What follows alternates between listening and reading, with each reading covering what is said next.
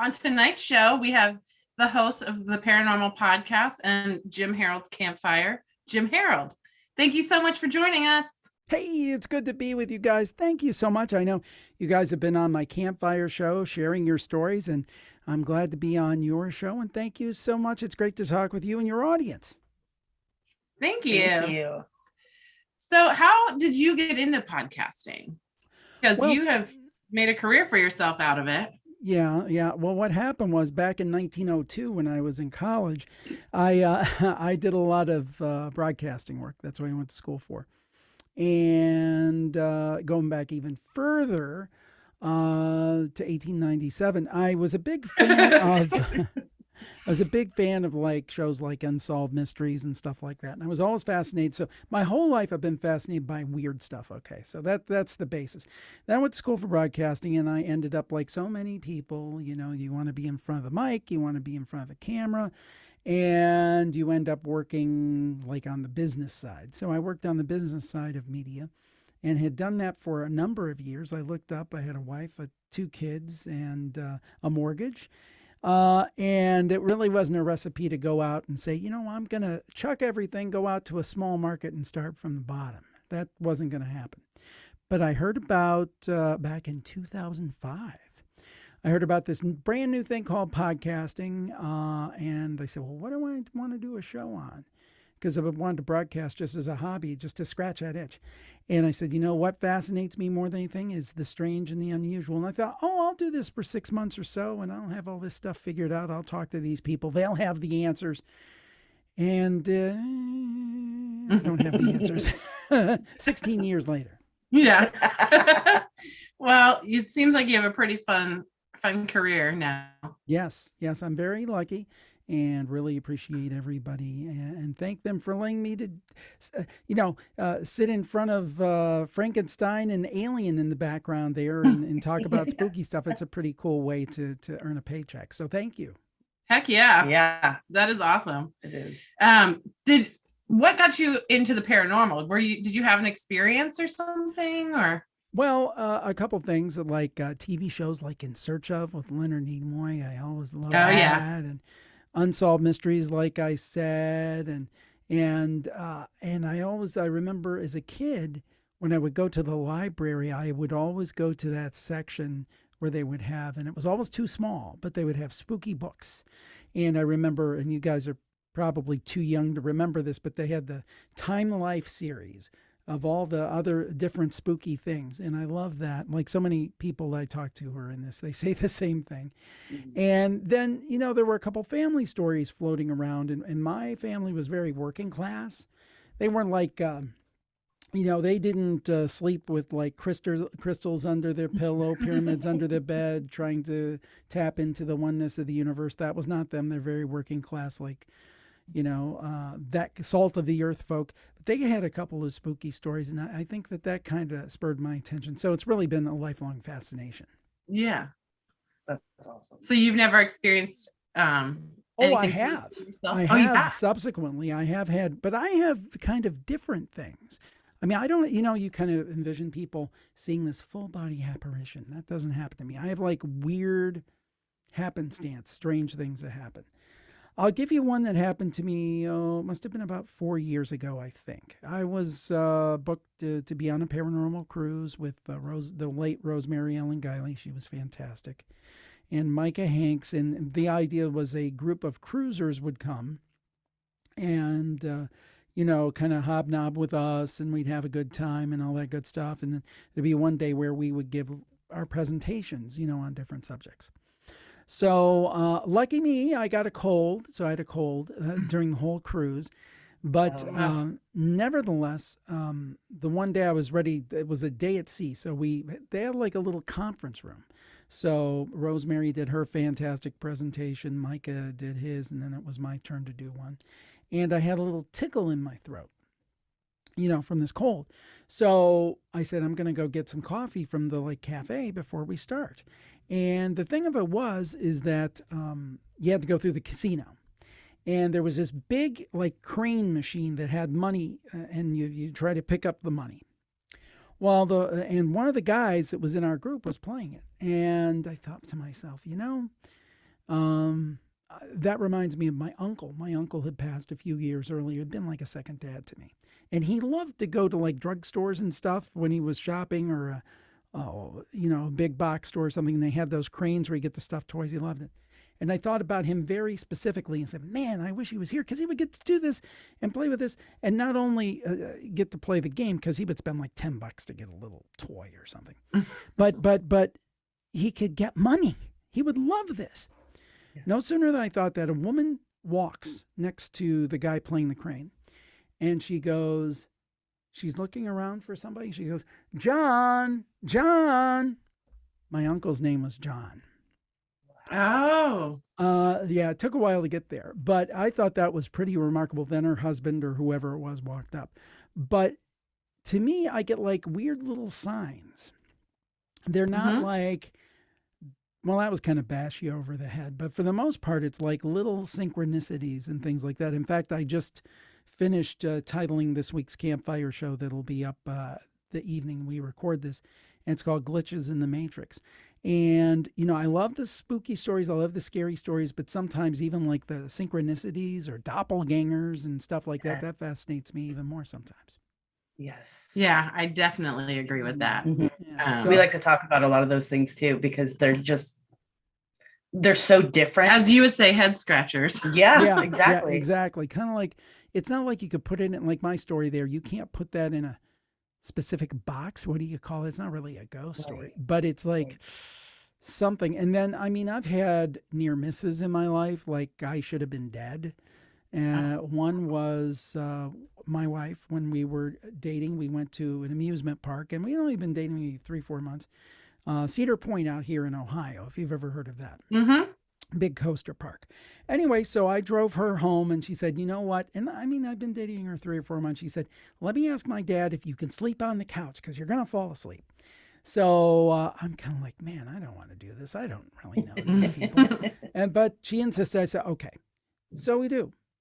Fine. Next morning, I go back to where I live. It was a very kind of working class area. I had just signed the papers that week to move out to the suburbs, but this was in the city. And it was an old style A-frame house.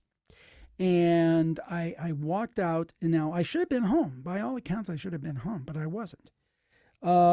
Anyway, I walked out of my car, and the landlord's son lived in the back half of the house, and he's pointing at the house and pointing at the houses across the street. I said, hey, how's it going? I was in a good mood.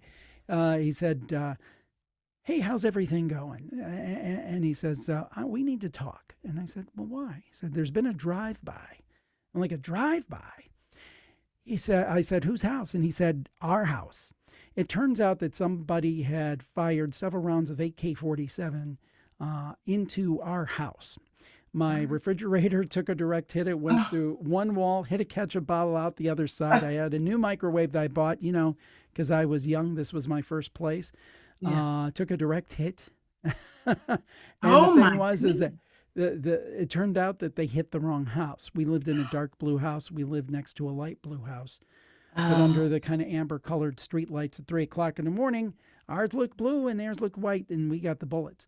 But the point is that why wasn't I there that night? I was there almost every other night. Right. Is it just a coincidence, or was there a hand that said, you're not supposed to be there because you might not be around at all if, you get hit by some of that. And I'm not exaggerating. That's what was the police. That area has gone down further since then. But at the time, they were astonished. They're kind of like, what does this guy do for a living? They thought it was some kind of kingpin or something. Like, exactly. What does this stuff this guy sell? But it actually turned out to be that, again, it was a mistaken house. But if the bullet would have hit me, I would have been just as dead. Right. Did they catch the people who did it? Let's put it this way. I did not delve into it too deeply. That's not a good idea. I don't want to know. I am out of here. Thank you very much. I never spend another night in that neighborhood again. Oh, really smart. I know when I'm not wanted. Yeah. Yeah, I would be out of there very I think that's kind of a, and then I have to make a joke, and I guess I can make it, but my wife's Italian, and I'm like, wow. Mom did? Did I cross somebody or something? No. I hope I don't Yeah. want to offend any Italians. My kids are half Italian. My wife's Italian. Oh, no. I am an honorary Italian now, so There you go. I hope There I you can say There that. you go. Uh, Oh my God. we were just talking about that exact subject like an hour ago, because there's been times where, I forgot something in the house and I run back in, sets me back like 2 minutes or something. Mm-hmm. And then I come out and like there's been a horrible accident at the light that I would have been at 2 minutes prior or something like that, Yeah. things like that. Yeah, well, Like that happened to me. Everything happens for a reason paradigm. Yeah, I was like 17 or 18 years old, probably 17. And my parents were from down south, and I was down there walking with a young lady. And we were talking and stuff. And we walked, it was like this, 2-lane, really tiny road, road that the paved road, but it wasn't wide enough to even have a stripe down the middle of it. Right. And there was like a log truck parked on the side of the road there. And we were approaching it. And she walked on one side around it, and I walked on the other. And something told me as I was walking past it, I swear, you got to get away from this truck. So I kind of quickened my pace, didn't think any more of it, kept talking about whatever it was. And we went, I don't know, 20, 30 yards. And I heard a big rumble.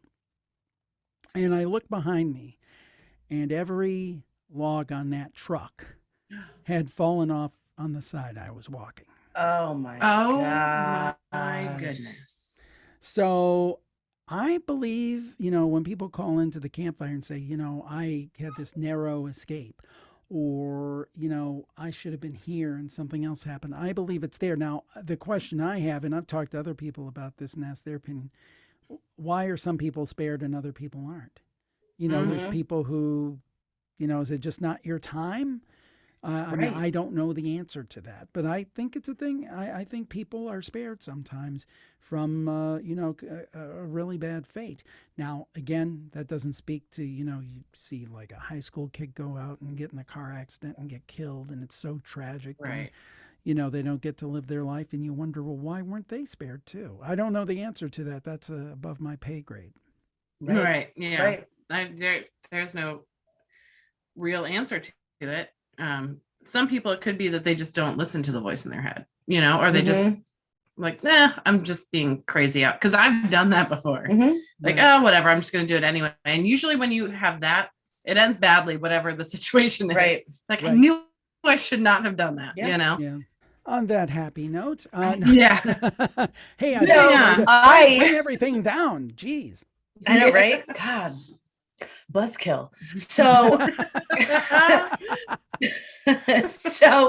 so you're into cryptids. Yeah. So what is your favorite cryptid? Well, I think the one that, two things. First of all, I really am a believer in like deep sea monsters, because to me, that makes total sense. Because if you think about it, it's said that we know less about the deep ocean than we do about space. Yeah. So to me, it makes sense. There's stuff down there that we don't understand, or perhaps creatures we think are extinct that are still around.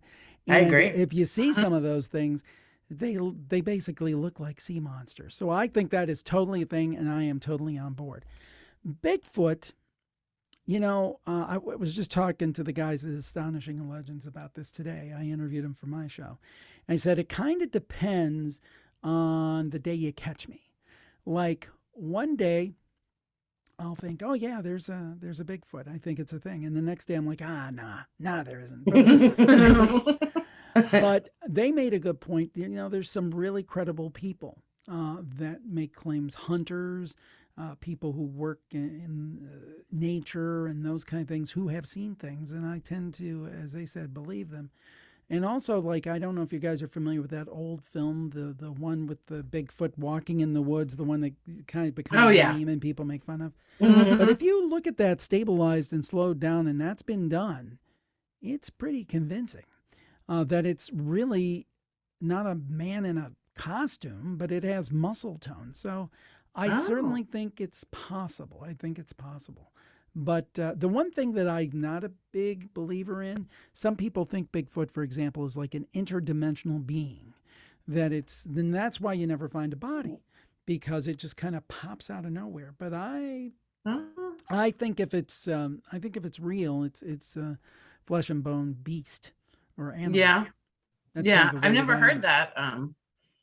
Interdimensional. Yeah, I've never heard that. But I never even thought of that. Yeah, that it's something that kind of pops into our reality and then pops out. But it's like, to me, it's like that's like an explanation.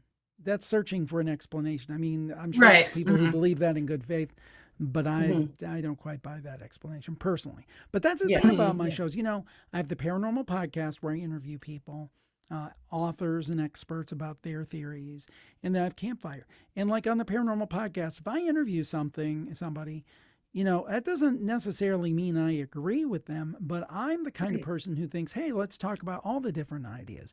Maybe the person with the thought that it's an interdimensional being, maybe they're right. Maybe I'm wrong. And, let's have that discussion, because the thing is that I think reality, now I don't know how you guys feel about this after working in this for a while and, being dedicated to it, but I think reality is way weirder than we think. And that gets back to like those weird synchronicities and doppelgangers and all that strange stuff. Just reality is just stranger than we think. I think there's so much more out there than we realize. And there's so many different levels to reality. Yep. That I don't think anybody's going to understand it. Yeah. Anytime soon. Do you want to hear some spooky stories? Yeah. There we go. Well, some of these you guys as listeners may have heard, but I thought I would bring along a couple of stories to share.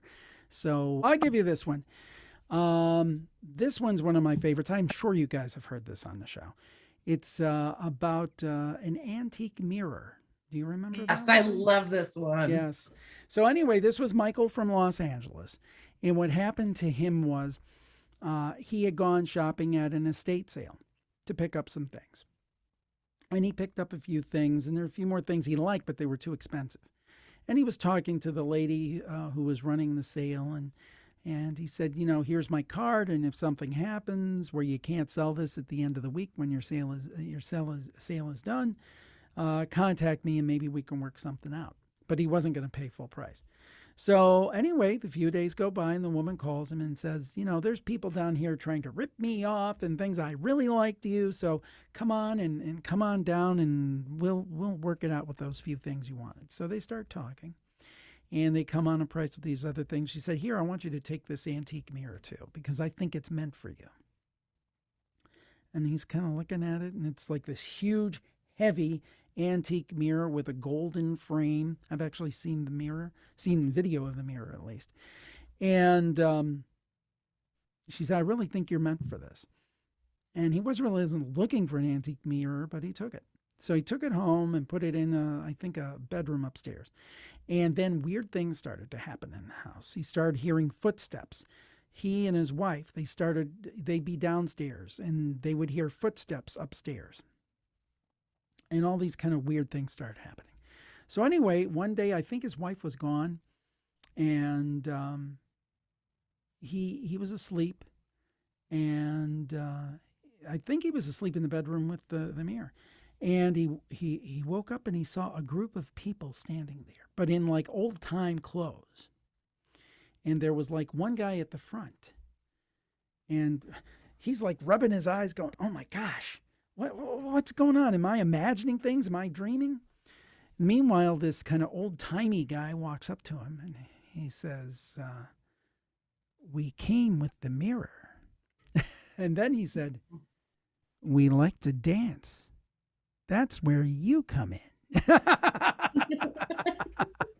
And they were dancing. And it's like, could you imagine that? Just think about that. You're sleeping, you wake up, you see a bunch of people in your room dancing.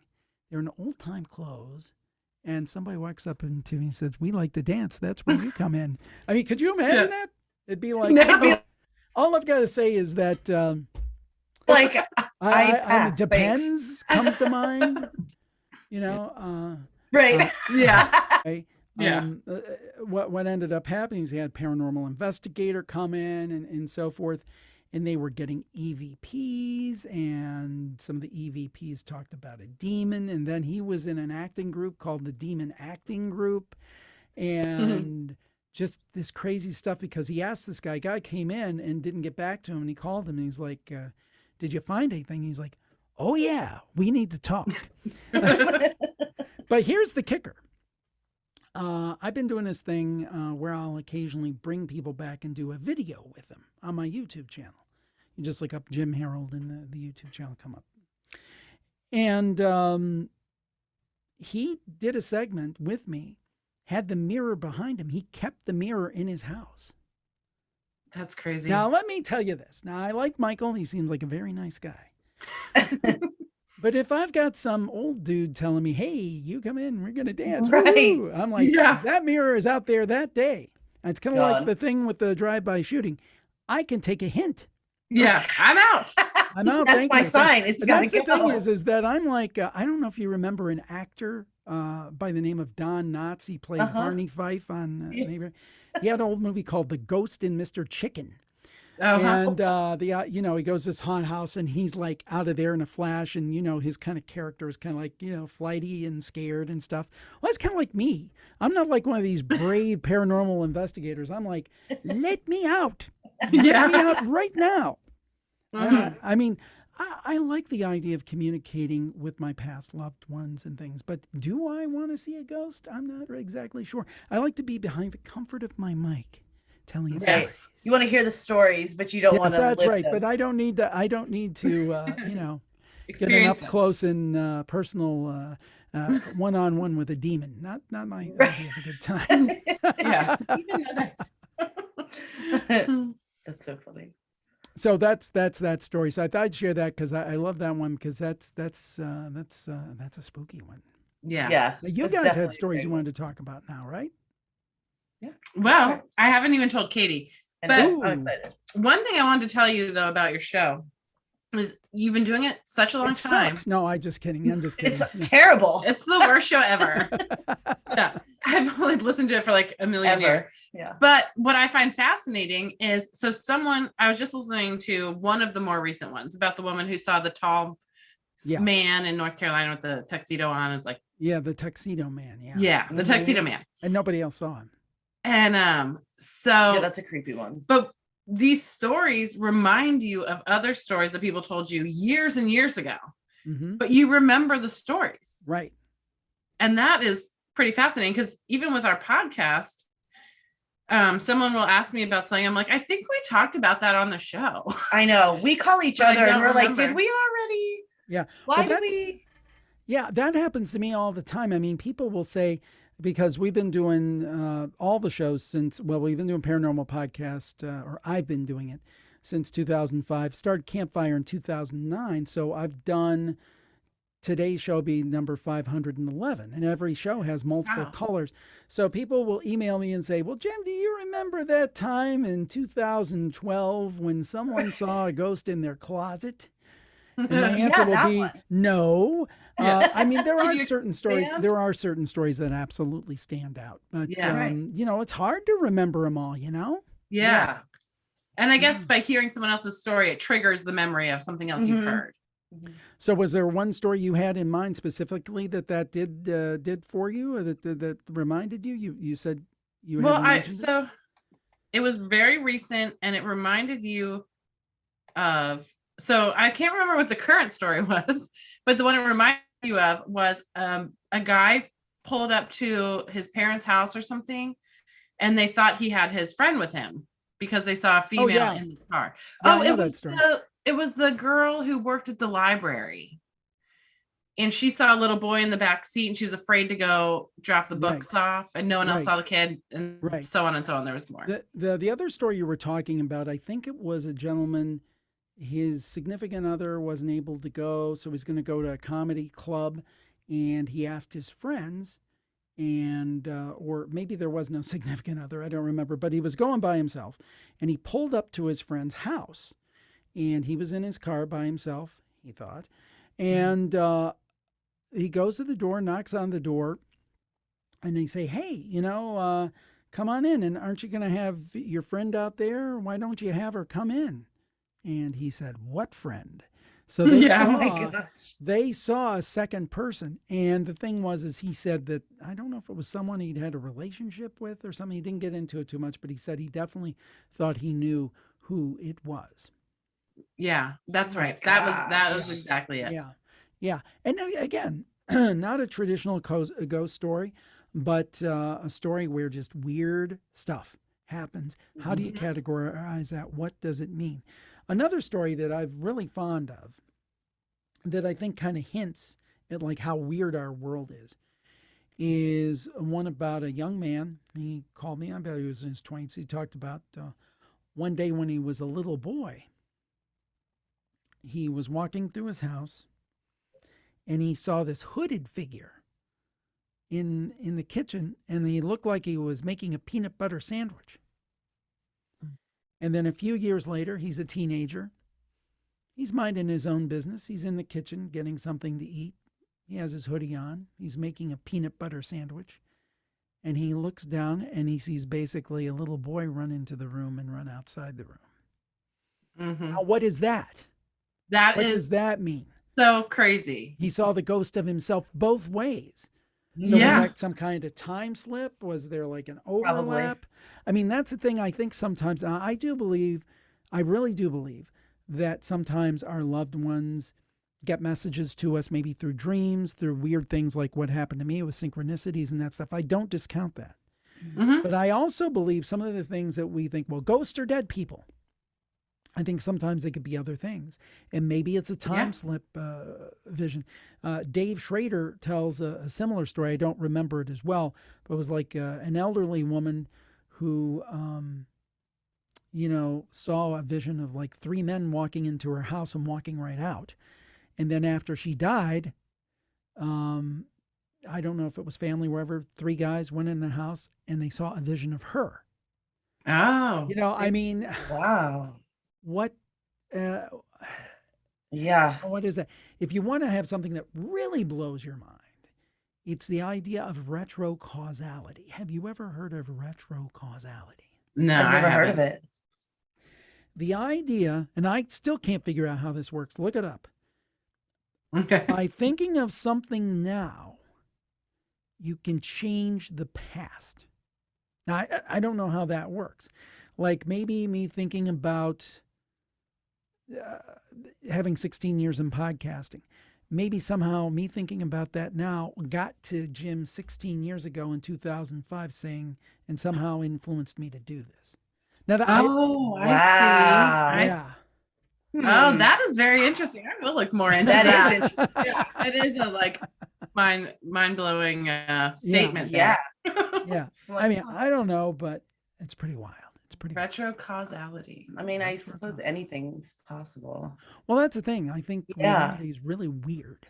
Oh, yeah. Kind of like me. Yeah. Weird. It's very strange. Mm-hmm. Yeah. Oh, I've got one for you. Oh, right. This is one. This is freaky. Okay. I like that. So anyway, this woman was listening. I'm sure you're both familiar with the great radio show Coast to Coast AM. That's the national show that's on across the country. Used to be hosted by Art Bell, and now is George Norrie. Yeah. And they talk about spooky stuff. It's kind of like the grandfather of what we do. And a woman, one of my listeners, called in and told this story. She was driving at night and listening to it. It was kind of her guilty pleasure. Her husband was a skeptic. And she heard this story about reptilians. Now, I don't know if you're familiar, but that's the theory that some people have that, people in power are reptiles or that kind of stuff. Now, I don't believe that for a minute. My sister thinks Elvis was a reptilian. She does. Thank you very much. Yeah. Oh, okay. You know what I mean? Anyway, I'm just picturing Elvis is a snake, is a reptilian. That's interesting. Right? Interesting. There's a YouTube video that people think he is. I gotta look that up. That's too much. Thank you. Look that up. Yeah. I'm all smooth away now.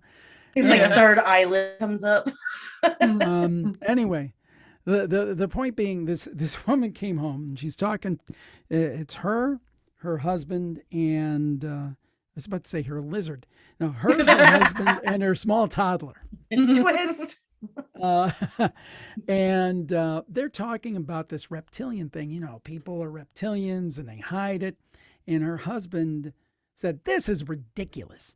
This makes absolutely no sense. If they were reptilians, this would come out. This is the craziest thing I've ever heard." I'm paraphrasing, but that's the idea. All of a sudden, their little toddler who was playing with his mashed potatoes or whatever in a high chair, he looks up and he says, the father says, "Why haven't they shown themselves?" And the little boy looks up and he says, "People not ready yet." And then he goes back down and plays with his potatoes some more. Oh my gosh. So he understood. That's I've had things Tell like that that to your sister. mm-hmm. Yeah. I'll never listen to Elvis the same way. Yeah, she believes in. I mean, I also believe it's a possibility because I believe, Bigfoot could be a possibility. Yeah. I believe, ghosts could be You real. believe in the So- paranormal. You can believe in Yeah. I like to believe that stuff is real because it makes the world more magical. Mm-hmm. You ain't know the motor rattlesnake, but anyway. You have to look up that video. So, Yeah, I got to look it up. That's going to be the first thing I do after I go Elvis as a reptilian. Right. Yeah. I think that's the title. Elvis is a reptilian or something. Oh gosh. It's silly. But so I have a spooky story for you both. Okay. And it's also a head scratcher because I don't know, I'll just tell you and see what you think.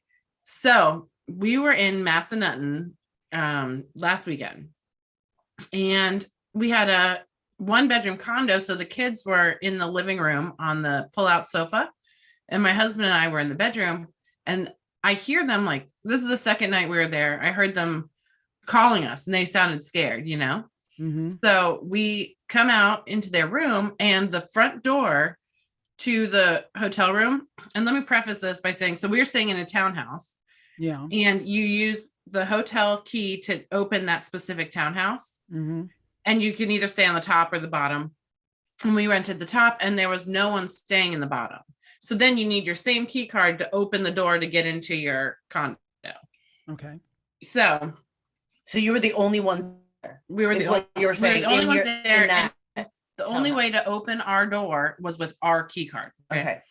So luckily I lock the chain lock all the time anyway. Mm-hmm.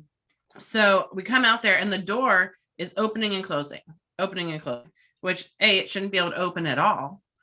And from either door, it takes 2 doors to get into our condo. Mm-hmm. So then my husband and I get out there, and as we get out there, it stops and the kids are kind of freaking out, So my husband, we leave the chain locked, and then we open it to look to see if there's anyone running down the stairs or anything like that. We don't hear anything.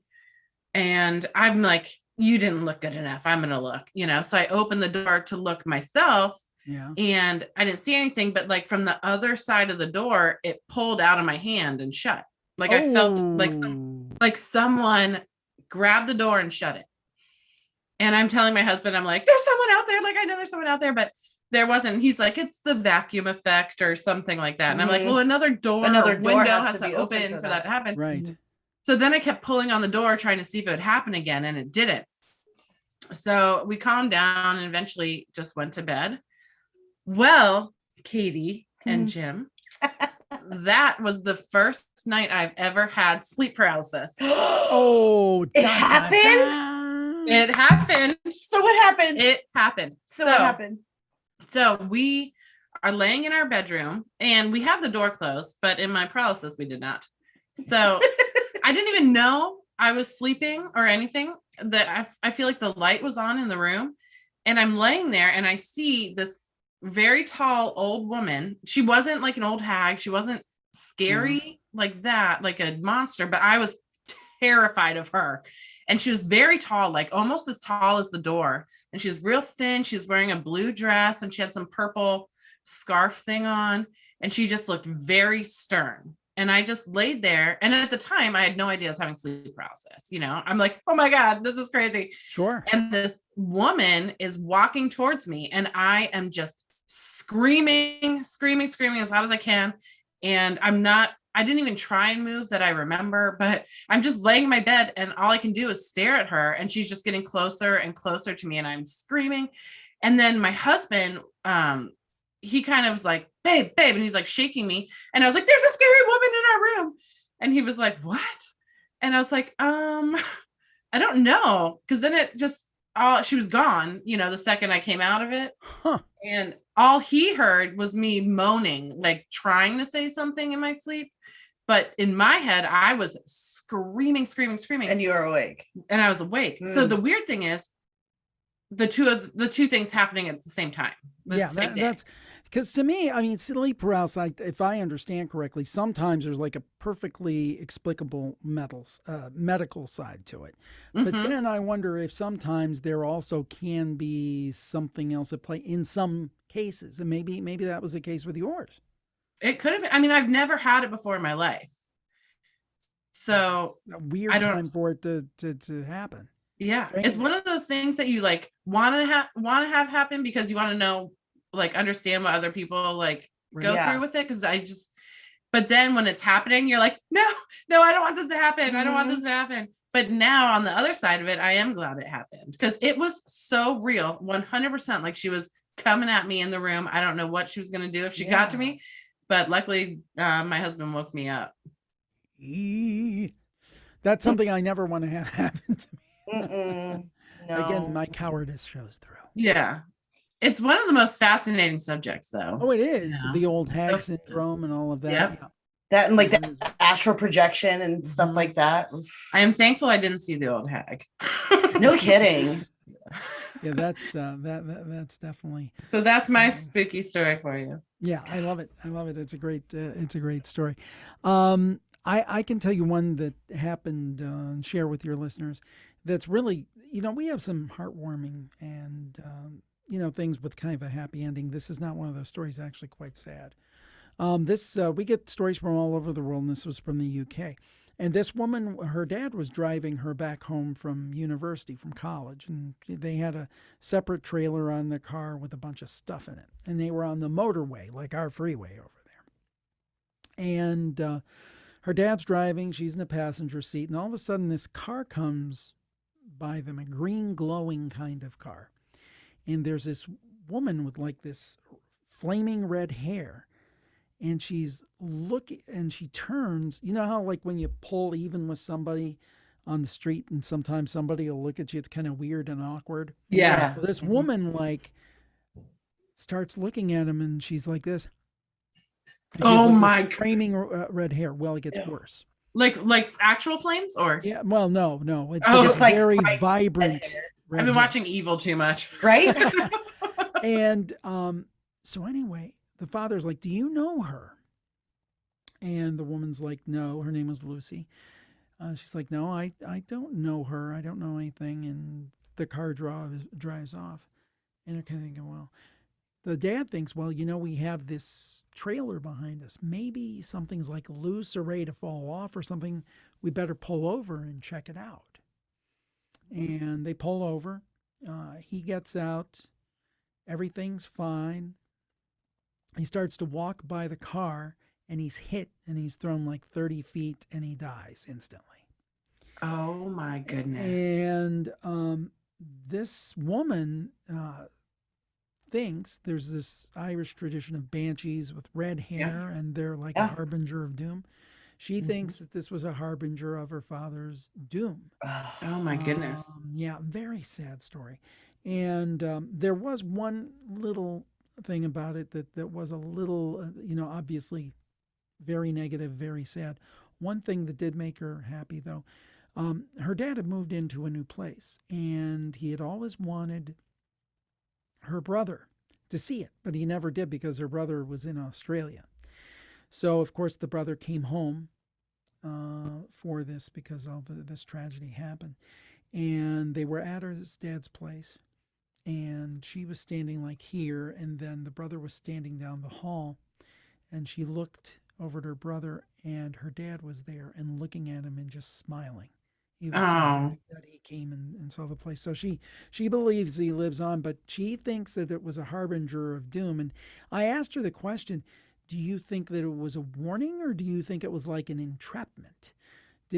Was this tried to cause this to happen? I can't remember what she said on that, but great question. And she came back and did a video on it as well. And I said, is this too much for you? Because I really think about this when people tell their personal stories. That means so much to me, because some of these stories are tough to tell, or maybe they're things they've never told people. I had a guy with a UFO story who said he barely told everybody because everybody laughed at him. And, that means a lot that people will come on the show and share these very personal stories, and maybe things that they've never shared with anyone else. Yeah. I mean, something just popped in my head and I lost it. I do that all the time. So what were we just talking about? I'll do something like this. It makes me think. Yeah. On that note, give me a second there. They think I'm very introspective, and I'm trying to come on, remember what it was. Meanwhile, it's like, it's gone. What am I going to say? Gone. I don't think it's coming back. Stalling techniques I've learned. Dang it! I did have something, but it's gone. Yeah, when I was on your show, I talked about my brother, and I remember being so nervous to talk about it. Sure. So I just talked a mile a minute and just spit it out, because I didn't want time, between what I was saying, because I didn't want to be like, and get choked up. Right. Yeah. Because it was personal, but it was cool because the story was cool, know? Right. Yeah. But because it had such a personal element to it, yes, I was afraid of stumbling over myself. Yeah. Just to tell the story. Yeah, people come on and they say, "Oh, I'm nervous. I'm like, don't worry, it's just me. Don't worry, we're just having a conversation." And I've had one or two people have come on and we record the story and they say, "Well, I don't want it aired or whatever." And as long as they catch me before I actually put it out, that's fine. But we try to be as sensitive as possible as things, because I'm human, and I've lost people, and I've had experiences, and it takes a lot to share these stories. Yeah. Oh yeah. Yeah. What's really cool about what you do is there's a lot of people that are skeptics, and there's a lot of people that say they're non-believers, but then they will come across a show like yours and they listen to people that are just like them tell stories and have a lot of experiences that they have probably had a lot of similar experiences themselves. And a lot of times when people feel like they're not alone, they're more apt to opening their minds a little bit more. And so when they hear that things that they think are taboo are being talked about openly, and these little things that are happening aren't always necessarily being able to be explained away, they don't think that they're crazy anymore, and people understand more that these things do happen and there isn't always an explanation and they're not crazy. And, sometimes people find that I can speak today. We're children. It's hard for me to keep my laughter. I find that a lot of times people feel like if they talk about this stuff, people are going to think they're insane or they're crazy, or people are not going to believe them. A lot like the people that talk about UFOs and things like that. So with shows like yours, I really appreciate, because normal people are calling in and they're telling their experiences, and they can listen to other people, that it's kind of like a community and it's camaraderie. And I really appreciate what you do. Okay. I really do. Well, the thing is that, and by the way, speaking of community, we have a Facebook group, Facebook. See, hey, see, it's rubbing off on you. Hey, you're welcome. We have a Facebook group that has over 20,000 people in it, It's called the Virtual Campfire Facebook group. It's at virtualcampfiregroup.com. That'll forward you over to Facebook. So if folks are interested in sharing spooky stories, that's a good place to go. And we try to make it very welcoming. If people start, you can have discussions, but no shaming or anything like that. That starts zero tolerance policy. You're out. But to your point, I really enjoy talking to skeptics, especially, and I get this all the time. Well, Jim, I don't really believe in this stuff. But there was this one time. And then they go on and tell you the most mind-blowing story. Yeah, exactly. And you can tell that they have a skeptical nature, but they've opened their mind a crack. And I think that's great because, I think there is a place for skepticism. Not everything's a ghost. Not every UFO are necessarily space aliens. Sometimes it's just, a meteorite or a plane. The military. Yeah. Yeah. I think it's good to have a little bit of discernment with those things, but not to the point of having a closed mind. Absolutely. Agreed. Absolutely. Mm-hmm. I think everyone should be skeptical until something happens where you cannot explain it. But like you said, don't be closed-minded. Right. Exactly. Yeah. Mm-hmm. So because of this, I remembered what I was going to say. I knew it would come back to you. I knew it. So thank you. So what I was going to say is, yes, there's so many skeptics out there. And I mean, Katie and I are so into the paranormal, and I've had many experiences, not huge things, but things I want to talk about with people because it's just so crazy to me. But then you talk about it enough and it's like, oh, Mandy and her ghost, the crazy ghost lady. Yeah. Or whatever. So what I was going to say is I've had also at least one that I can think, well, two, because of what we experienced, but two things happen where the first one, and this you'll like because it was just legs that I saw. Oh. So my cousin and I and my sister I have a pool in the backyard, and we saw an orange light above the pool, and it broke into two legs and it just walked off. Ooh. And that was it. But I didn't say anything because I didn't want them to be like, oh, Mandy saw a ghost, nothing like that. And so my cousin's like, what did you see? And I'm like, what did you see? And then I asked my sister, what did you see? And they're like, that was broke into legs and it walked away. And I'm like, okay, see, it's not just me. Like, so it's the best when someone sees it with you or hears it with you, and you're not experience. You're not. I've heard numerous accounts of ghost legs. There's one where I think the woman said, I can't remember, but basically, what was it? She saw a pair of ghost legs dancing in her house. Ooh. And it's like, ooh, dancing. That's not good. Dancing. And then the other one was a gentleman who talked about being like out in the forest. I think this was in Europe somewhere, and saw basically like, the Romans conquered England and so forth. I think it might have been in England. And he said that he saw basically a contingent of like a squad of military Roman soldiers, but only from, I can't remember. I think it was the opposite now that I think about it. I think it was from the head down and like they faded out. Ooh. So I mean that's a thing. Ghost legs are a thing. Yeah, that's pretty much a thing. Yeah, so it's pretty cool. So would you like to hear my favorite all-time campfire story? Please. Yes. Please. Well, I think you know which one it is. I'm guessing. Maybe not. The Roadhouse Saloon.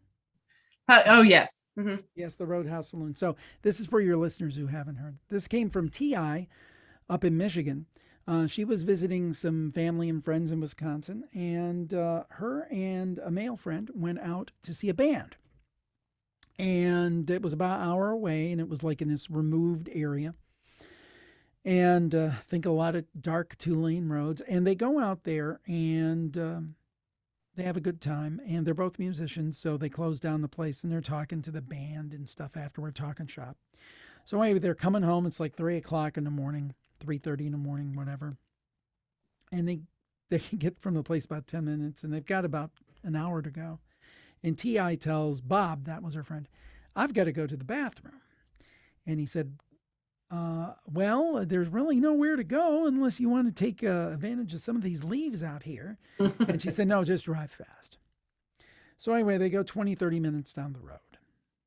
And believe it or not, they see a bar, a roadhouse. It says roadhouse. And the joint is jumping. There's neon, there's lights, there's cars, there's noise. Like, you hear noise from a place like music and stuff. And I'm like, well, that makes no sense. It's like 3:30 in the morning. Legally, this is all supposed to be closed. And you go, oh, well, let's not look a gift horse in the mouth. They'll go in and have a drink. T.I. will answer the call of nature. All will be well. And Bob says, yeah, I'm really glad we found this because I've heard about this place. They've got this wild mural on the wall. And it's like all Old West figures. And it's really cool, I hear. So I'm glad we stopped here. So they go in and they come in and the people are like, kind of like they're like smiling, but they're not really talking. And Bob goes and gets a couple beers. T.I. goes to the restroom. They come back. And it's just kind of weird. Everybody's kind of looking and just kind of spaced out, I guess. They're not really talking, or it kind of looks strange. So anyway, they're looking at this mural and they're looking and they notice it's like that some of the people in the mural are like the actual people in the place. Like the bartender looks like a cowboy. There's a couple women standing over here at the bar who look like saloon ladies from the olden days. There's some guys playing cards who look like some guys at a table. It's like, that's weird. And they're talking. And I think Bob said, this is probably an homage to them because they're regulars and whoever did this. Okay, fair enough. So anyway, this guy comes up to T.I. and he like smiles and he has these rotten teeth. And he says, want to dance? And T.I. has a cane and she shows it to him. It's like, I don't dance much. She said that's one time she's really glad she had that cane. So he's playing Chubby Checkers Let's Twist Again on the jukebox. And the jukebox is like an honest to good old time jukebox. It's got the bubbles and the, like rainbow colors, really pretty. Yeah. Like classic. It's playing real records, not CDs or digital or anything like that. So anyway, just really a strange series of events. And it goes into greater detail. That one too is also on my YouTube channel in addition to on Campfire. You want to check out the long version. We went up and did an interview in person with T.I. And it's really good. Cool. That's on the YouTube channel. But anyway, so they start looking at this mural more. And they notice something they didn't notice before. There's like a couple of swinging doors, like in the old Western like saloon doors, like the swing doors where the guy would come in and say, I want to see the sheriff, that kind of. So anyway, the swing doors are open and they see like two misty figures, but they can't make them out. It's just like little outlines of figures. And they thought, I swear it wasn't there before. And they keep talking and they look back a little bit and they notice that it's a little more formed and there's a taller figure and a shorter figure. It's like, that's weird. I don't remember that looking. It was almost like a Polaroid picture, if you remember those that would develop. Mm-hmm. And they look again and there's a tall man and there's a woman with curly hair and a cane and boots. And T.I. has curly hair, a cane, and boots. Mm. And they look at each other and they realize the picture is showing them. And at that point they say, time to get out of Dodge. And they get the heck out. But as they get up to go, the people start beckoning back. They're kind of doing this number where they're kind of motioning, come back, come back. They're smiling, their weird blank smiles. They open the door. T.I. said there was solid black when they went out. There weren't cars in the lot anymore. There was one car, their car. And all those neon lights and everything that were on were totally off and totally cold. Like nobody had been there. And nobody in the place. The place looked totally closed, like nobody was in it, no more sound. So at that point, they got in the car, Bob peeled out, and they left. Now, for me, being the chicken that I am, that would be the end of the story. But T.I. is a brave sort. So she goes back a few nights later, she told her friends and family, and they're like, you're just imagining things. But she goes with a friend, and this time she does make one concession. It's like 7, 8 o'clock at night. She goes in. There's a jukebox. It's a modern jukebox, not the kind that was there before. And play CDs. And no Chubby Checker song on it. She goes up and is talking to the bartender. The bartender is a young woman. And she says, I was here the other night, and a lot of people here and things, and there was this really good-looking bartender with muscles. He had like a T-shirt on showing his muscles, cute guy. And the woman said, well, that's kind of weird. There's only 2 bartenders here and me and my elderly father. And with that, T.I. decided she had enough of the Roadhouse Saloon. The mural, by the way, was still there, and we've had listeners take pictures of it. Oh wow! Oh my God! And in that video on the YouTube channel, there's actually pictures of the mural. And that was the end of the story. But I've talked to T.I. This was probably 9-10 years ago for the first time. Tells the story the same way, just as sincere. I've met her in person. I've looked at her eye to eye, and I totally believe her. Yeah. I don't know. I mean, she was, Incredible. she had I'm not going to say what she did for a living, but she had an established career, a respectable career that's generally looked up to. I believe her. Who knows what she stepped into? Maybe it was an alternate reality. And maybe if they hadn't left, maybe they would have come a part of that Roadhouse Saloon scene. But the place exists. Now, I don't know about the last year or two with COVID and everything, but it was a going concern up to like 2 years ago, at least I know. Yeah. And the mural does exist. I've seen pictures of it. That is so now in the cool. picture is the woman with the cane and the man in No, No. that didn't. That was just while she was in there. Yes. It's like a Twilight.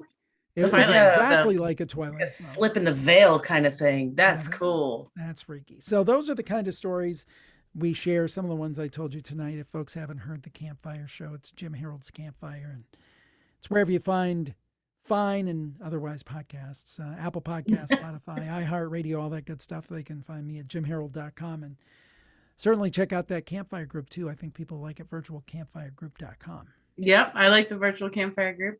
And if any of you guys have a ghost story or any paranormal story, you can sign up on his website too and tell your story on his show. Yep.